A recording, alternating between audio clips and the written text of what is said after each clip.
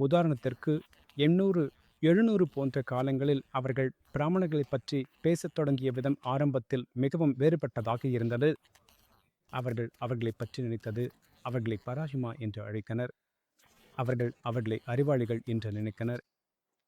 எங்கோ 10ஆம் நூற்றாண்டு, 11ஆம் நூற்றாண்டில் அல்பெருனி வருகிறார். அப்போது அந்த விவாதம் முற்றிலும் மாறிவிடுகிறது. அறிவாளியாக இருந்த ஒருவர் ஆரம்ப கால முஸ்லிம் அறிஞர்களிடையே மிகவும் பிரபலமான ஒரு சமூகத்தை பார்த்தார். அந்த சமூகமே திடீரென மிகவும் மோசமானதாக மாறிவிடுகிறது. பிராமணர்கள் மதக்கட்டுமையுடன் இருப்பவர்களாக, அடக்குமுறையை மேற்கொள்ளக்கூடியவர்களாக மாறுகிறார்கள். இந்தியாவில் ஒரு மதம் மட்டுமே உள்ளது, அதுவே இந்து மதம். அது முற்றிலும் ஊழலானதும் மோசமானதும் என்று கருதும் எண்ணம் அப்போது உருவாகிறது.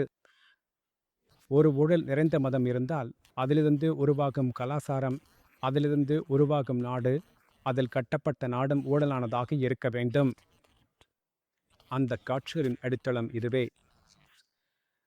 இந்த காட்சிகளின் அடிப்படை இந்தியாவில் 10 பேர் லஞ்சம் வாங்குகிறார்கள் என்பதல்ல, அதை இந்தியர்கள் அதற்காக செய்திருக்கிறார்கள். நாம் அந்த காட்சிகளை மிக மகிழ்ச்சியுடன் எடுத்து நம் ஃபேஸ்புக், இன்ஸ்டாகிராம் போன்றவற்றில் போட்டோம். மேலும் நம் ஆட்டோ டிரைவர், லைன்மேன் போன்றவர்களிடமிருந்து 10 உதாரணங்களை வழங்கினோம்.